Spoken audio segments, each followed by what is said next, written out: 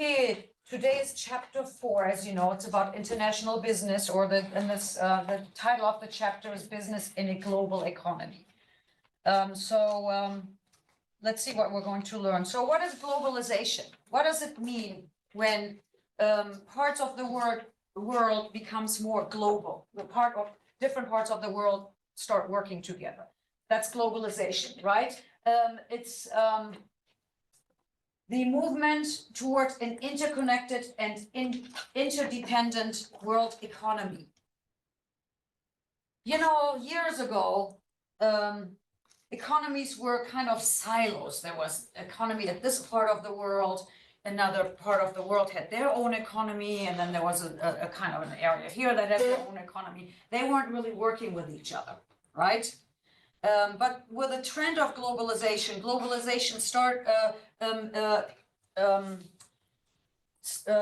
is the movement of different economies working with each other, different countries collaborating, making agreements, saying things like, hey, I'm good at this, I can make a lot of this and sell you some, but I can't make this, so I'll buy some of this from you, right? So just out of the top of your head, what do you think the US can sell a lot of, and what is the US good at making? Weapons, yeah, not a good one, but let's think about consumer products, which unfortunately in the US, they are also weapons, are also consumer products, but I'm not gonna go there. So we're going to talk about just regular, everyday products that a lot of people use. What is the US good at? What do you think the US exports, sends to other countries? Emmanuel? Fruits. Fruits, yeah, we're especially California, right? Yeah. What else? Yes. Crops, yes. What else? What else do we send to other countries? Do we trade and export? In other words, you know, what other, yes, Kevin?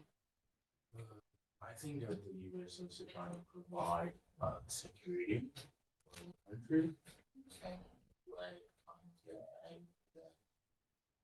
Security for the country? For the countries in the sense that they sell weapons. And that's kind of an export, because if you look at the word of the military, then you've got the United States military presence all over the world. Yes. And that's kind of, in a way, it's an export. It's a service. A lot of countries that pay. Yes, you know, they're providing security by providing weapons and other things and presence of the US military in other countries, right? Yeah. Let's get back to consumer products that you and I use. Many of us use. Consumers use. Think of US companies that you know that you can find their products in other countries. Yes. Apple, yeah. Phones, smartphones, computers, technology. We're a big exporter of technology. Yes. Data, yes. What kind of companies are those that sell data worldwide? Yes, Google. A lot of the also a lot of the social media companies, right? Yeah.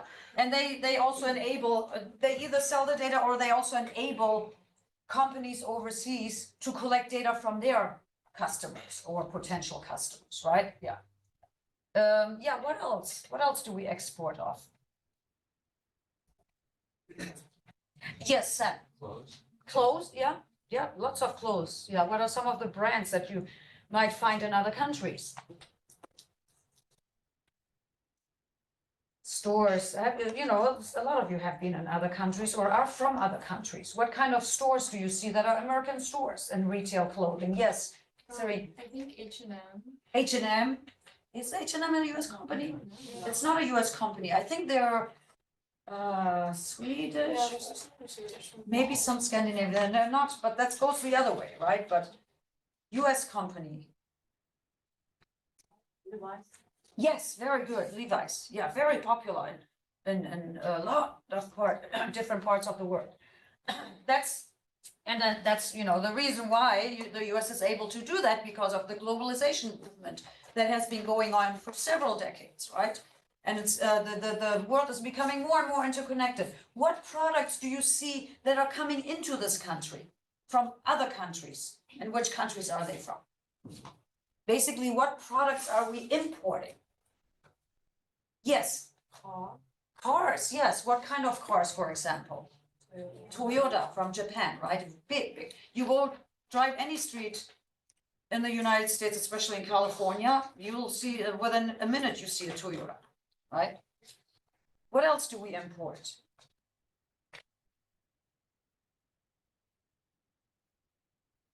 Yes, Brendan. Like steel and metal. Steel and metal, yes, that is then used to make other products or buildings and things like that, steel especially, right? What else do we import? Yes, Emmanuel. Oil, oh yeah, definitely oil. What else? Yes, Crops or grain as well. we also may import, I don't know where we're getting it from, but probably, yeah, rice probably. We probably import rice. I do buy rice that comes from other countries, right? A lot of food products as well, right? So it goes both ways, right? And you know, it's not just two countries with each other, but it's like, you know, all the way around the globe, countries are trading with each other, right? That's globalization. How does globalization make it easier to produce or to make products? There are two different ways. I mean, two different things companies do. Outsourcing is the assignment of certain tasks, such as production or accounting, to an outside company or an organization. Let's say I have a company that makes, what are we making today? Let's do a product we all use that's not tech. Let's not always use tech, something simple. Yes. What about Coke? No, like not like a brand name, but just say a name like a soda or something. I don't want to use a certain company. I just want to use a simple example, right? So let's say I'm producing soda pop or whatever it's called, you know, canned, flavored, sparkly, some drink, right? Well, you know, I need an accountant. I need an accounting department to do the numbers for me, but maybe I'm a small company and I don't want to have to hire an accountant. So I outsource it, or maybe I'm a big company, but I don't want to deal with it. I have to outsource it. I have a factory where I make those things. Somebody needs to clean the factory. I don't have a cleaning crew, so I outsource cleaning. Or maybe I even want to do something like shipping, transportation. I don't have trucks, so I'm going to use another company to outsource it. What else can you outsource? Those are the ones I mentioned are typically those that happen within the same country, right? You don't, offshoring is also a form of outsourcing, but this is when you go to another country and do that, right? So I can use my manufacturing model and hire a company in another country to make those soda cans, right? That's outsourcing, offshoring, when you go to another country. And that is a very common practice of US companies, US manufacturing companies. What company can you think of that does offshore outsourcing or offshoring? Yes. Apple, like they create their iPhones from like a different nation. Yes, they actually hire they're called contract manufacturers. They're not Apple factories, but they are independently owned factories, and they hire them to make products such as iPhones, iPads, and so forth, right? What other companies do that besides tech companies? Apple is not the only tech company. Matt? I know Walmart does it, Walmart does it. How do they do it? like to get their products, they have them made in like China. Does Walmart have products like their own brands and things like that? Yeah, they buy a lot of products that are made in China, yeah. I don't know how their business model works, but they are definitely a big purchaser of products that come from China and other countries, right? Yeah, Kevin? You know, I was thinking, Zara. Zara. Yes, Zara is not a US company, it's a Spanish company, but yes, they do produce in a lot of different countries. Clothing companies typically produce in other countries, right? you know, you have you wear US brands, right? Nike shoes and Gap shirts or Abercrombie and Fitch, whatever, all the US brands, right? Most likely they're not made in the US. Why is that? Why is it not made in the US? I have to look at your name, so I know you participate a lot, so just wanted to check your name. Why is it that companies are doing that? Why would they go all the way to Cambodia to make the shirts? Why not make them in Missouri? Yes, Cheaper. it's cheaper, yes. I was just gonna say labor costs. Yes. Labor cost is cheaper, right? Yes, Kevin. There's a lot of laws, especially in California. The what? There's a lot of laws, a lot of rules and regulations and all that. Yes, and that's why labor is expensive here, right? There's minimum wage, there's hours restrictions that people can work, there's workplace safety you have to provide, and all those things that make where actually employees are treated fairly well versus in other countries. One of the reasons why labor is so cheap is because they don't have those laws, right? And they can pay them much less. And some of them, to be fair enough, do have, better working conditions than others. But because of the economy in those countries, the pay is lower, right? So that's the main reason, labor cost is the main reason why companies go overseas to produce, right? Or hire other manufacturers from other countries to produce. Otherwise, why bother, right? Why has globalization accelerated? It's become faster. It's become quicker. It started very slowly and it's become quicker and quicker. There's a decline in trade and investment barriers. So in the past, there used to be a lot of trade barriers. Governments were protecting their countries. They wouldn't let other foreign companies bring products in and things like that, right?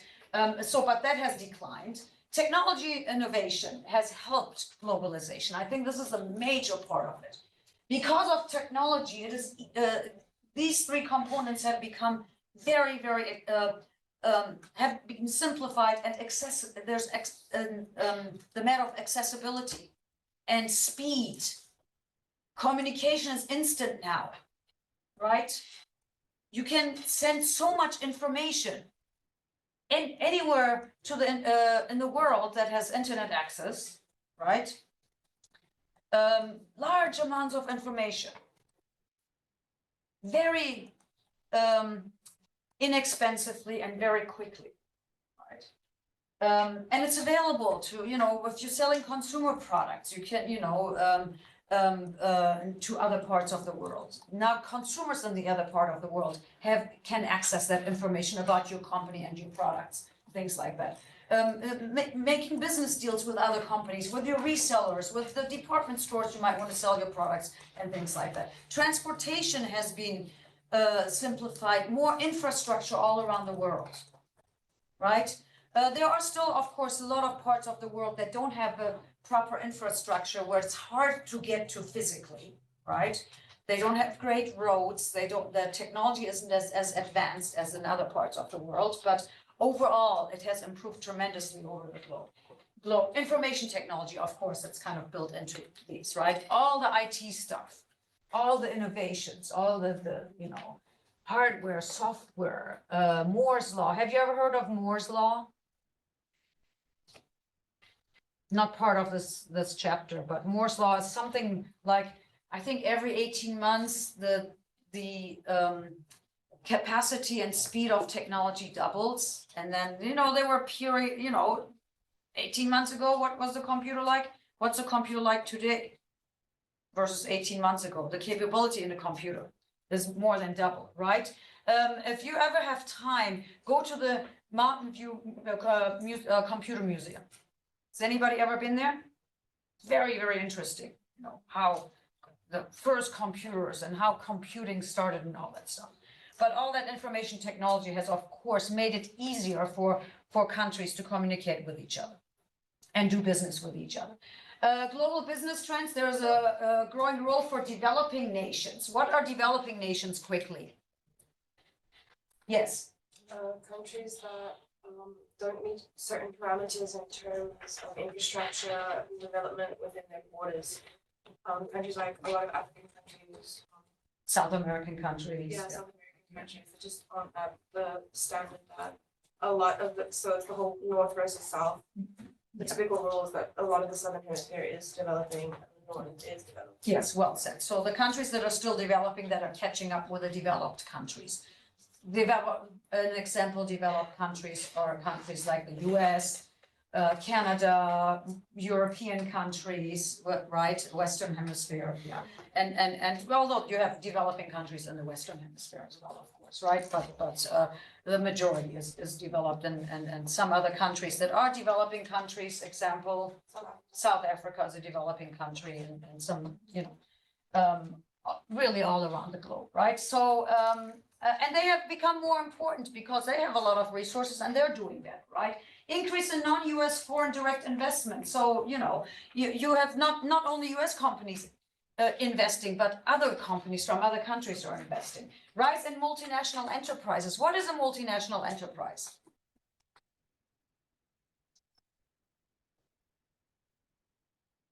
Multinational enterprise. Just think of the word.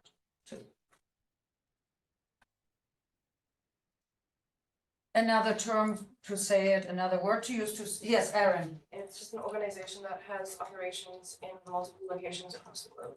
That has operations or some kind of presence across, in different parts of the world, right? A global company, an international company, multinational company, right? That a company that does business with more than just one other country, right? Multiple countries. So, and we have lots of multinational enterprises. Can somebody name a multinational enterprise? Yes, Nike, yeah, product reuse, and, you know, oil companies, you know, are also multinational, drug companies, pharmaceuticals, they're all multinational companies, right? And there are more and more, the number of them is increasing, and increasing democratization, and this has to do with a lot to do also with the role of developing countries. So, democracy is growing in a lot of parts of the world. While unfortunately it's declining in some other parts of the world, but that would be a different class to discuss. In general, especially in the developing countries, you have more democratization now, which makes it easier to trade with those countries, because when there's democracy there, they tend to be more stable and not so volatile, and not there's less risk to do business with those countries, right? Benefits and cost of international trade. Benefits is there's a higher standard of living. Why is there a higher standard of living when you have more trade between countries?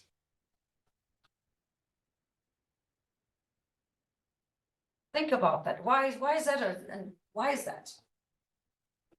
What is the result of trade? What happens when you have now products from other countries and that you can buy in your country that you didn't have before? Yes, Emmanuel. It can make life easier. It can make life easier, and consumers have more choices too, right? First of all, there's access to products which can make life easier, which in the past maybe you didn't have access to those products because your country didn't produce them, right? And then maybe there are some local producers, but now you have a lot of producers selling in your country. So now you have choices, and now there's competition. When there's competition, as a result, what do companies do? They innovate. They lower prices because they want to be the best, right? And have the best products at lowest prices, so customers buy their product, which means, you know, prices are, things become more affordable to a lot more people, right?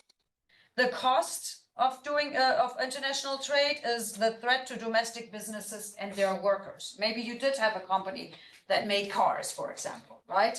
And now you're importing a lot of other cars. This is what's happened in the United States. We had a very, very strong car industry, kind of still do, right? But look at all the competition. How many cars do you see on the street that are US made cars or US brand cars versus foreign brand cars? Which ones do you see more of?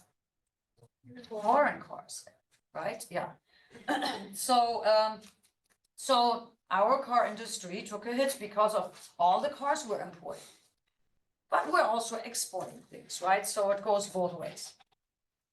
Free trade and trade barriers. So what, free trade is a free flow of products without any restrictions, right? There's hardly any of that anywhere in the world. There are always going to be some kind of regulations and restrictions, and it's always going to be different than selling products within your country when you sell to another country, right? But there's something called trade barriers, and this is something that sometimes governments do to regulate trade and to limit trade to protect their own companies because of the negative effect on local industries when you are allowing foreign products to come in and be sold in your country. One of them is tariffs. Tariffs is a kind of like an import tax. Basically, you're saying to a, German car company, if you want to sell your cars in my country, you're going to pay extra 25% tax on each car that you're importing, that we're importing from you, right? Which means now they can't compete on price as well as my home country can, because my home country produced cars don't have to pay that 25% tax. So they're trying to kind of make it a level playing field where they're going to be maybe still priced around the same, or they can't compete so much on price.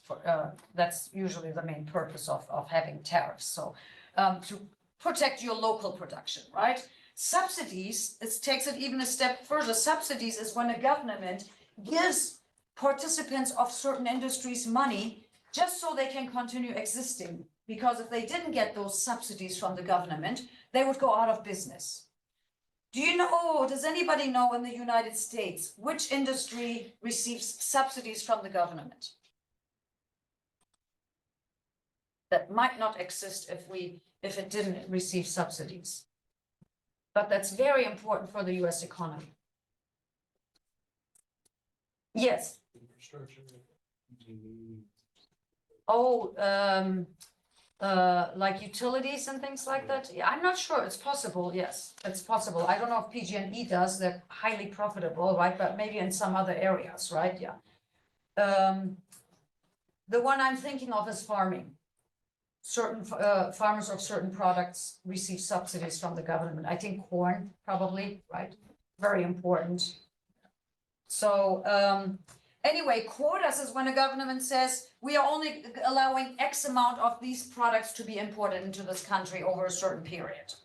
We're not going to take more than 100,000 cars per year from this country into this or into ours, right? Embargoes. Does anybody know what embargoes are? Embargoes are when you completely restrict trade with a specific country. And usually that's done for political reasons. Does anybody know any embargo that the US has against other countries? Aaron? Russia, and now they're threatening to sanction South Africa because we're invading Russia. South Africa, yeah. What other country? Yes.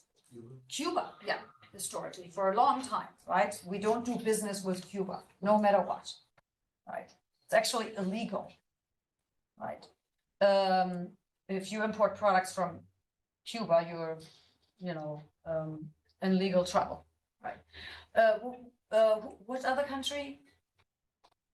Iran is one of them. I think North Korea. North Korea doesn't do business with anybody anyway, right? So anyway, and then there's sometimes local content requirements. This is when a country says, if you're going to sell your products in my country, part of that product has to be made in my country, or part of the content or ingredients or whatever it is has to come from local production, right? They can say, well, 20% has to come from within our country. So you can bring maybe 80% finished product, and then it's going to be finished in our country. A lot of times it looks like that. All right, international organizations promoting free trade. I'm going to skip GATT because it's outdated. It's no longer, it's been replaced with the World Trade Organization. So the World Trade Organization has 152 member countries. That number might be a little higher now. Maybe a couple of countries joined since the textbook was printed. So don't take that number for granted. We can always Google it if we want to know the exact number. It arbitrates global trade disputes. If there are trade disputes between two parties in different countries or the countries themselves, they will arbitrate it and they will mediate and try to find a solution, right? They have also the power to enforce those, so they kind of regulate global trade, like Aaron said earlier, right? That's the World Trade Organization. Then there are regional trade agreements. Those are agreements where countries say, hey, you know, we're maybe close in proximity and we get along politically. You can't do that if you're not getting along politically, right? But we're going to work together and make it easier to trade with each other. We're going to lift a lot of trade barriers and we're going to become one strong economy in the global market. You know, you're stronger, you know, the EU has 27 member countries. 27 countries working together is stronger than one country working alone, right? It's the largest free trade area. A third of the world production comes from EU countries and largest exporters and the second largest importer, right? So this sometimes varies a little bit. I haven't looked it up online if this is accurate, but sometimes the countries are close to each or regions are close to each other, but this is from when the textbook was printed. So it's very, very powerful, the EU, right? In terms of the economy and anybody know what countries are part of the EU? Can you name some countries?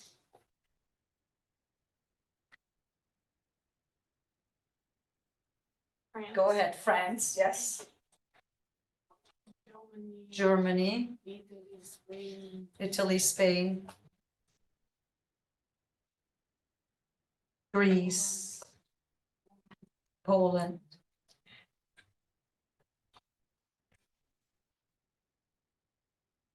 Who's not in the EU but in Europe and a very powerful country? Yes, obviously Russia is not, yes. Yes, the UK. The UK was in the EU. But then what happened? Brexit happened, yeah. The UK left the EU because they wanted sovereignty. They wanted independence, and they had a referendum where individuals literally voted if Britain should exit or not. And by a small margin, the Brexiteers, they're called, those that were pro-Britain exit, won. And Britain left the EU just recently, right? I think it was final in 2020, maybe. I think the vote was 2016 and it became final in 2020, something like that, right? So, which was now looking back, they're regretting it. Even the Brexiteers are regretting it because it was not a good move for the economy for England, for Britain, and they've lost a lot of the preferential trade deals and things like that, right? So they're making other agreements with EU countries now, but it takes a lot of work. So they've lost a lot by doing that.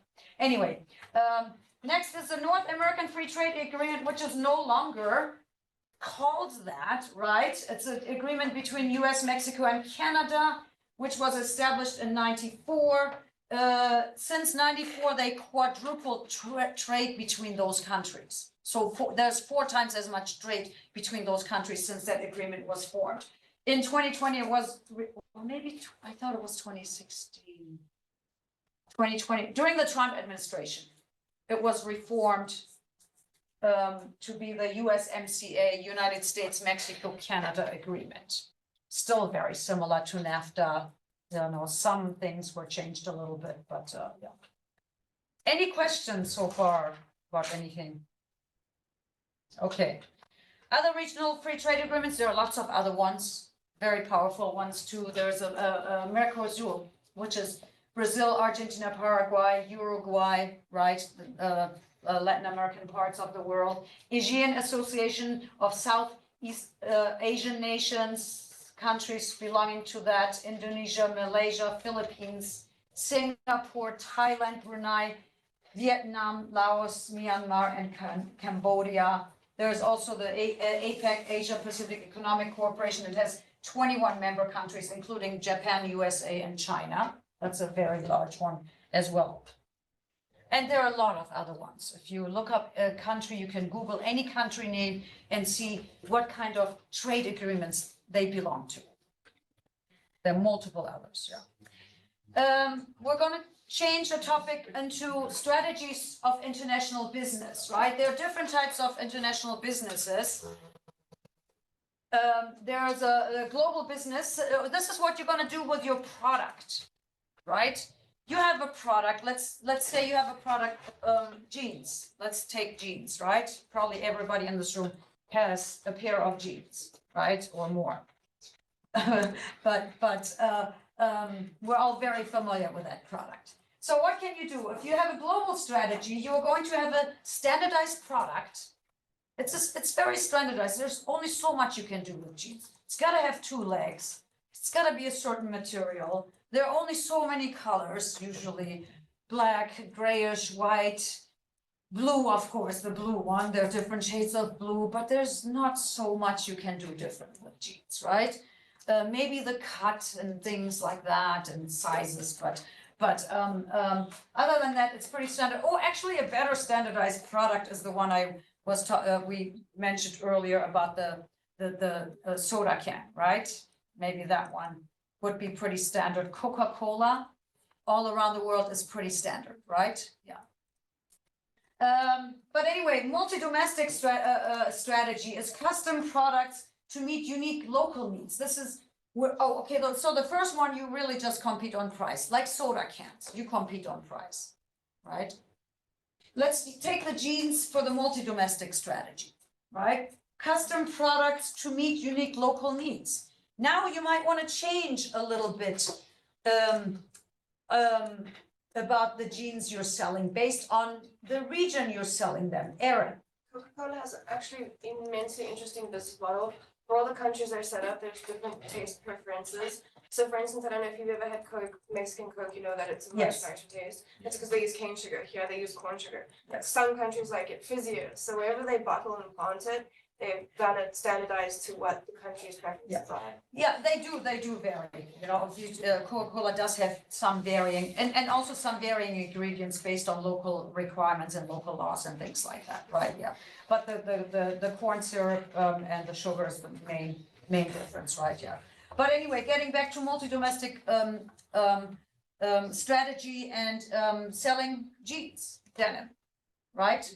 What might you change when you go to another country? Give me an example of a country and what you might change. If you're selling denim in Japan versus denim in the US, or denim in Japan and denim in Denmark, what's the big change you will have to make?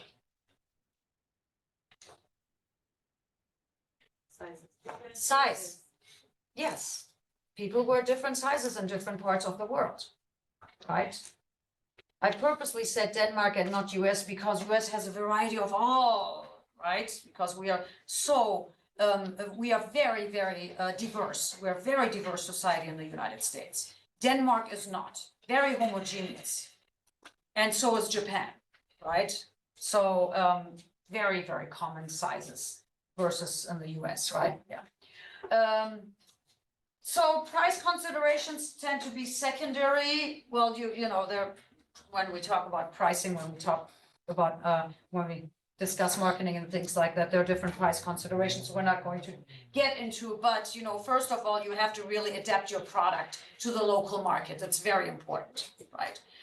Food products you might have to adopt because or adapt, I'm sorry, because of local tastes or local preferences or local cultural things and or sometimes it's requirements, you know, you know, the EU has very strict requirements on food products that there are ingredients that you can use in the United States, but you cannot use in the EU countries. So they have to adapt different type of products, and then they look at pricing strategy. Transnational is you completely customize the product and offer it at the lowest price possible. That's usually when you have a lot of competition also, right? All right, strategies for entering market. How can you enter a market if you have a product that you're selling successfully in your own country? How can you enter, or how can you start selling it in another country? There are different things you can do. You can simply export your product by using some kind of importers in that country, because the receiver is the importer, right? Where they receive your products and then they sell it for you, right? You can do turnkey projects with some local agents, things like that, that will do everything for you. Or you can sell franchises. What does it mean, sell franchises? What is a franchise, or what kind of franchise, what kind of company comes to your mind when you think about franchise? Yes, Emmanuel. Chick-fil-A. Is Chick-fil-A a franchise? Is I don't know. I'm not sure. It possibly is, probably is, but let's talk about a bigger one. And it's not that international Chick-fil-A, so that's why. Oh. Yeah. Aaron? Erica, I'm sorry.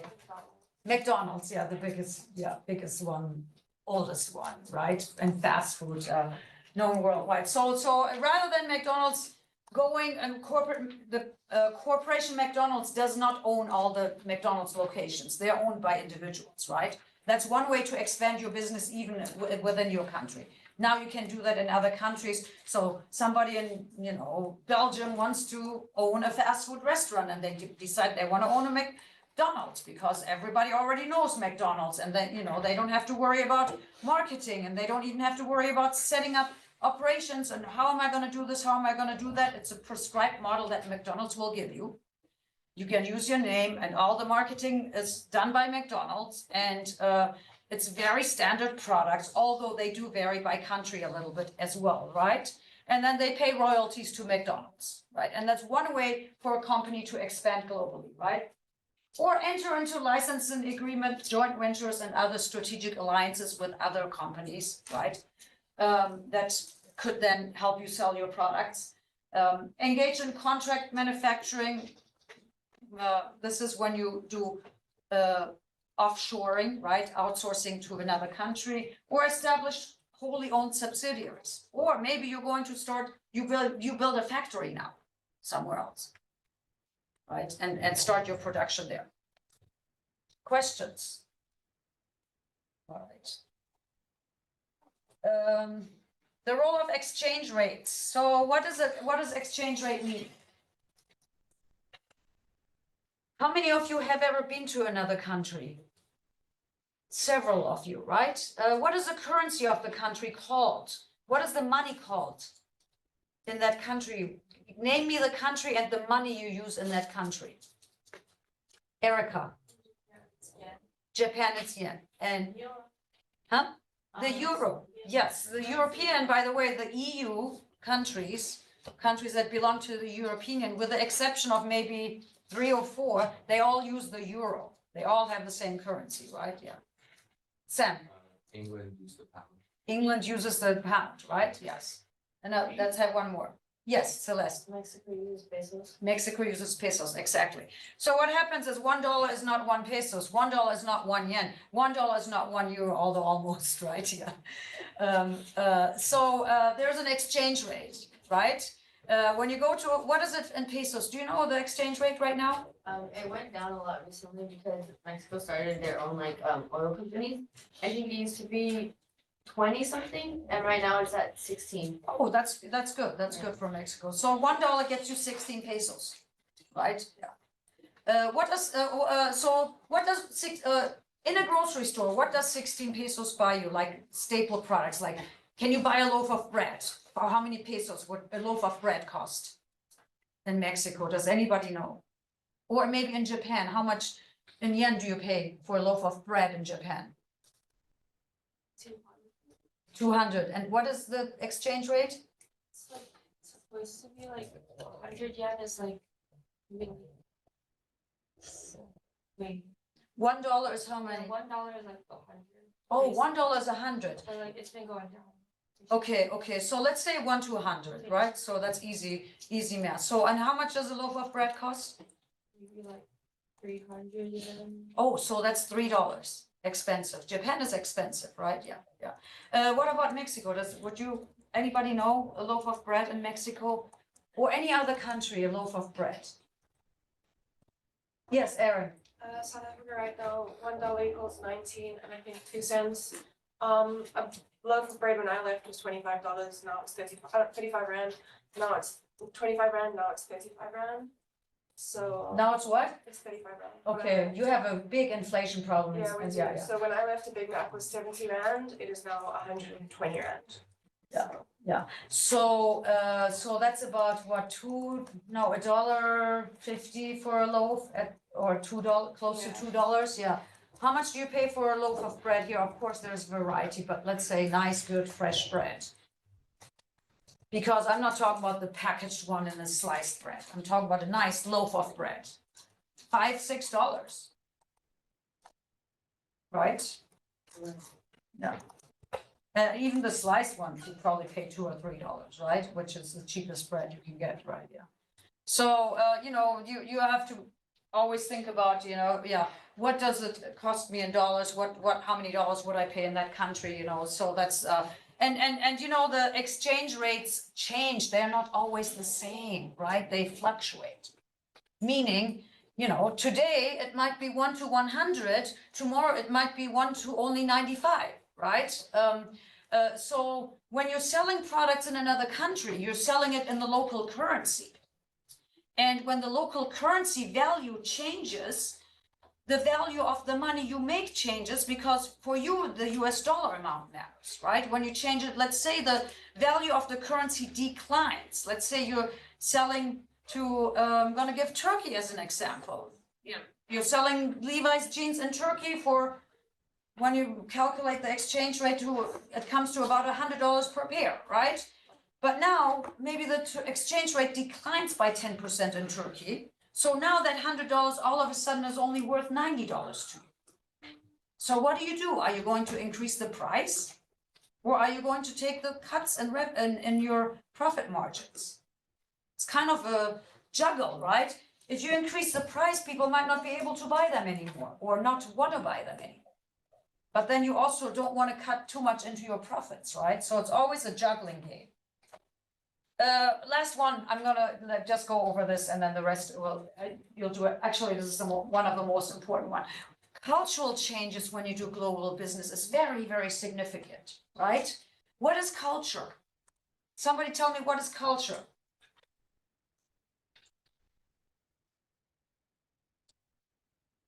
Culture is customs in a given region, how people grow up, what's acceptable to them, what's not. It's taste, preferences, ways of living, ways of doing things, and they vary across the world. Even within a country like the US that's so large, you have different cultures just within US, right? So, when you're doing business with countries that have different cultures, you have to take that into consideration. Some of the challenges that companies have, first one is listed as aesthetics. So what we find beautiful in one country, other countries might not find beautiful. Can somebody think of anything that is considered beautiful in one country but not in the other? I'm not talking about just people in general. It could be just color preferences, right? Yeah. So attitudes towards time. When you're business associates in other countries, some countries, they're very relaxed on time. They don't show up on time. You're gonna meet. You have a meeting at 3 o'clock. At 3:30, people start traveling in, and like, oh, how's everybody? And they don't even start. And then the meetings go over and things like that. Other countries are very, very strict with time, such as Germany, right? US is kind of in the middle, a little more stricter on time, right? Yeah. Religion. What about religion? Does it even matter when you're doing business in other countries? How does religion matter? Yes, Yuri. I know in some religions, like, you can't charge interest. like, Yes. You're not allowed to pay interest. Yeah, in Islam, you're not allowed to charge interest, right? Banks, of course, still do business, but they usually, a lot of times what they do is when they give a loan to a business, they do something kind of like profit sharing, right? Rather than charging interest. And with profit sharing, and it's high, you know, they get a high chunk of it, but if the business doesn't do well, the bank can also lose because they're not making any money. Or they have other strategies to do that, right? Yeah. Yeah, and then, you know, certain religions don't eat certain foods. Again, Islam, they don't eat pork. I grew up Muslim, so I don't eat pork. I still don't eat pork, right? Other religions don't drink. You know, even states, some states in the United States are very restricted on drinking. Try to go sell alcohol in Utah and open a liquor store. There's going to be a lot of resistance, right? And a lot of bureaucracy from the government. And then, of course, language. People speak different languages, right? And language is part of culture too, because, you know, the way you communicate is very important. And when you sell your products overseas, you have to communicate in the local language, right? You have to market your product in the local language. So you can't just use Google Translate to translate your stuff, because I see a lot of smiling faces, because those of you that come from another country or speak another language have used it, and sometimes the most ridiculous things come out, right? Even though it's much better than it used to be, but still, right? But you gotta really work with local people who speak as native speakers. Okay, that is it for the slides. I am going to stop the recording.